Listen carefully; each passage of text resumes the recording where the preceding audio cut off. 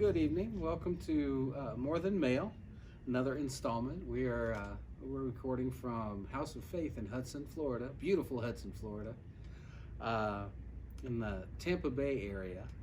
Um, Tonight, I am going to talk a little bit about Eve, and this is kind of part of the teaching that we did a couple of years ago on John Eldridge's Wild at Heart book. And if you haven't read that, please do. Whether you're a man or a woman or a boy or a girl, it's so worth it.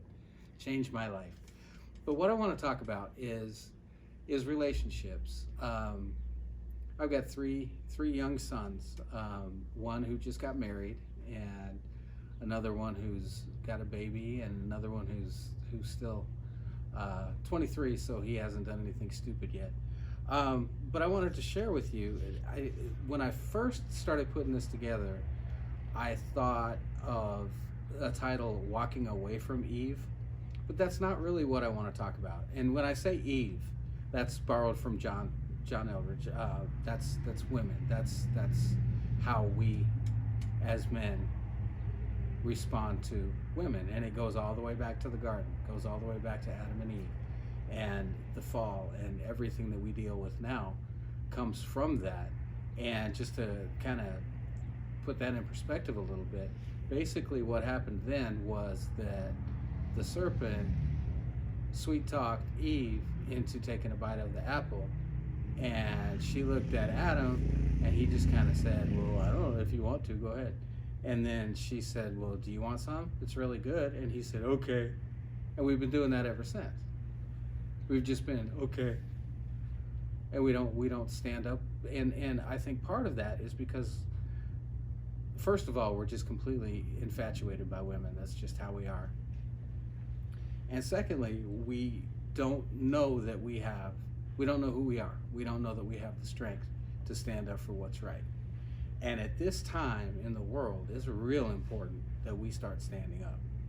It's real important that we start standing up, coming together, and fighting these battles that need to be fought instead of avoiding them. And I can say that with some authority because I've been avoiding battles my entire life. So what I want to start with is, I don't know if you guys remember, but when you're young, like 11, 12, 13 years old, like for me, my entire life, I had friends that were girls, but we would just pick on each other, and there wasn't anything different. And then something happens, and I don't know what it is, but it just turns our world upside down. And all of a sudden we start to see women differently. And at that age, obviously, we don't have the skills to understand what to do with all that. So it's a learning process as we go up through our teens and into our 20s. And when I was growing up, and I don't know where I got this. I don't know if I just decided that this was true or not, but I thought that I had to have everything accomplished by the time I was 21. And that included being married and having a family. It also included whatever career that I was going to choose. I had to be in that career. And then, of course, you were supposed to retire at 40 and all that kind of stuff. And strangely enough, at 40, I was still doing the stuff that I was doing at 21, but never mind. But anyway, what we do when we have this obsession with a girl or a woman, we are looking to her to validate us as men. And the reason that we do that is that for the most part in our society, the roles of men and women have been grayed and watered down so much that we don't know really what's expected of us. So apart from, okay, I'm gonna go back to this, and I know I say this all the time, but we've all got kind of a hole inside us. And the only thing that can fill that hole is Jesus. But we try to fill it with women, we try to fill it with drugs, we try to fill it with alcohol, we try to fill it with gambling, we try to fill it with busyness, we try to fill it with work, We try to fill it with all these other things. And when we try to fill that with a relationship, then what we're doing is we're looking for validation from her. We're looking for her to validate us as men. And the thinking kind of goes like, well, if she's Juliet, that must make me Romeo. But the thing is that we don't have our feet under us. We don't know who we are. We don't know what to do. We don't know where we stand. So we're looking to her for everything to validate us. And as I've said before, if she's the report card on me, sooner or later I'm getting an F. Might not be right away. I might be able to keep the facade going for a while, but sooner or later I'm going to fail. And it's interesting because I was thinking about this on the way home today, and I thought of a song, an Elvis song, that I haven't probably thought of in 30 years, at least. And the song is called Any Way You Want Me.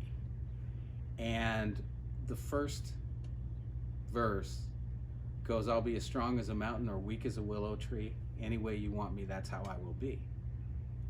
And I can't be the only one who lived his entire adult life just like that. Just like that. And I would shift. I would, whatever it was that she wanted me to do, whatever it was she wanted me to be, that's what I would try to be. And it never crossed my mind to think, well, who am I? Who am I really?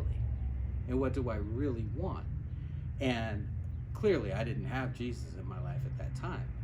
So I didn't really have anything to go on.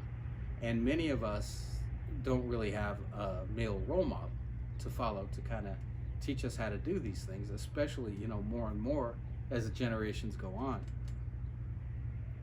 So, but I thought of that song and I thought the girls and the women must have absolutely loved that song when it came out, because it's very romantic and it's beautiful. It really is. And when Elvis sings it, I mean, that you can't really lose. But if you stop and think about what it says, it's, I'm giving myself completely up, and I want you to make all my decisions for me. I want you to tell me who to be.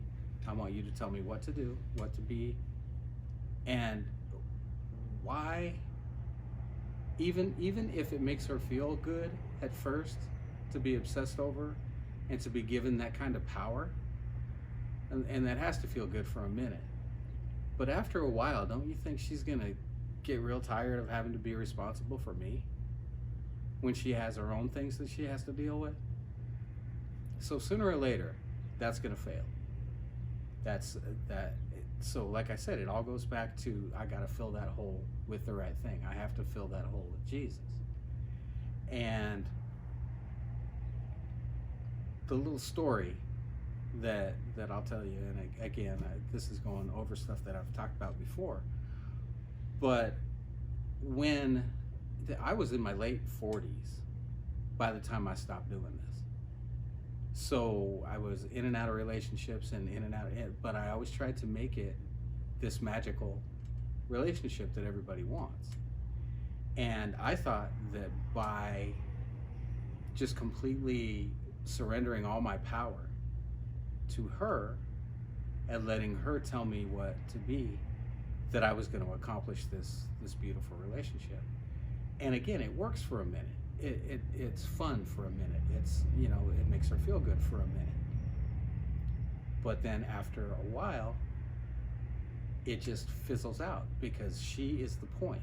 And if she is the point of the whole thing, where do you go from there? Where does she go from there? If there's no adventure, if there's no mission, if there's nothing to be accomplished other than the relationship itself, where do you go from there? So at some point she's going to ask, is this all there is? Is this all there is? And I get to tell you now that since that time, I've learned how to do it right. But what happened was, it was a call, and it was something that God arranged, putting my wife and I together. And the reason that it works is because we have something that we're supposed to do together, separately too. but there's a reason that he put us together. And it's very, it's interesting to me because it's very unlikely that we would have ended up together if it was not for God. If left to my own, and one of the things I want to talk about is being alone for a year. I didn't date, I didn't even look at women for about a year and a half. And in that time, apparently, and again, this was before I started my walk with God. So he was working with me, even though I didn't know it. But I know looking back at it now that I said things and I did things that I would not have done or said. And that's what caused Elizabeth and I to come together. And now I know who I am. And she knows who she is. And there is no hole, there's no hole in me that she has to fill. There's no hole in her that I have to fill. We are who we are individually, and we have a mission. We don't always know what that mission is, but we know that we are to be together to accomplish this mission. So it's transcendent. It's above my little feelings. It's above my little gripes and my whines and all that kind of stuff. It's more than that. It's bigger than that. Therefore, little things can't trip us up. Little fights and little squabbles and stuff like that, they can't trip us up because there's something more important going on. And I will tell you that having done it wrong for so many years and now to be doing it right, I can tell you that the only way for this to work is like that. It's two complete individuals coming together in a relationship that serves God, that serves that mission. And there has to be something transcendent. It can't just be the relationship. It can't. There has to be more to it than that. There has to be adventure. There has to be battle. There has to be something larger. There has to be something bigger than you guys. So what I'm saying, first of all, I'm going to tell you, you don't have to wait till you're 57 to make this decision. Okay, or 54 or 50 or whatever. You don't have to wait at all. You can do it right now. But the very first thing that has to happen is that you've got to fill that hole with Jesus. Because when Jesus is in you, you know who you are.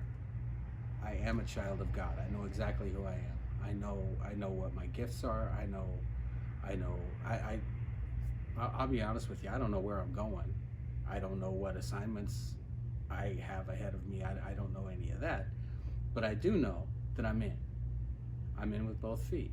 And so wherever I'm led, wherever I'm sent, I'm going to go. And whether it's something where Elizabeth and I do it together, or I do it on my own and she does something else on her own, whatever it is, but we're still shields locked. And we're equals, and one is not subservient to the other. We're partners in this. And again, there's a transcendent cause. There's something bigger than us that we're working toward. So I would tell you, again, now, please understand, I'm not gonna say, if you're married, leave your wife. That's not what I'm saying. That is not what I'm saying at all. If you're married, you need to get with her and talk to her. You need to get on your knees. You need to fill that hole with Jesus. Both of you, one of you, however it goes, whatever it takes. That's the only thing that works. That is the only thing that works. I tried everything. I'm not even going to get into it. What I tried to somebody to complete me, or make me feel better, or make me feel like a man, or whatever. Nothing's going to do that except Jesus. Nothing. So I can't stress that enough. But if you're not married, if you're dating, take a year off. Just 1 year. Just 1 year. Even if you're in your teens, especially if you're in your teens, early 20s, whatever. My oldest son just got married this year. He's 36 now. And I'm grateful. I'm grateful that he waited that long. I'm grateful that he didn't, because I got married at 20. foolish, foolish. But I needed her to complete me. I needed her to, and we started having babies, and next thing I knew, I was in a life that I couldn't handle, and she didn't like me very much, strangely enough. But she was the point. It was okay. Now I have this relationship. Now I'm married. I was supposed to do that. Now that's it. And there was nothing after that. There was nothing for her. There was nothing for my family. There was nothing for either of us. So I'm just saying, we have a tendency when we're young to just rush into things like this. Don't. Take a year off. If you're dating somebody steady, take a year off. She will understand and she will be glad one way or another. I guarantee it. I guarantee it. Because when you come back and you are the man that God made you to be, and you know who you are, and you can take responsibility, and you can stand up, and you can voice your opinion, and you can be the man that God intended you to be, she is going to first of all, she's going to know who you are. Because when, like me, when you're changing all the time, and your personality changes to fit whatever situation you're in, nobody knows who you are. They don't know what to expect from you. They don't know if they can count on you. But once you have that hole filled by Jesus, and you know who you are as a child of God, as a soldier in God's army, you're ready. But until that time, it's not fair. It's not fair to be in a situation where people expect things from you. They expect strength from you, but all you're doing is taking away theirs. That's not fair. That's not right. So take a year, find out who you are, find out what you're supposed to be doing, and I guarantee you, you will see life completely differently. And at that point, you will be choosing who you spend your time with. It won't be one of those, well, the next person that pays attention to me is going to be my new girlfriend kind of things. Not that I would know anything about that. I would never have done something like that. But it's night and day. And the hard thing is when you're doing it the wrong way, and you've always done it the wrong way, it's really hard to see. It's really hard to know that you can do it the right way, but you can, and it starts with Jesus. So no matter where you are in your life, start talking to Jesus.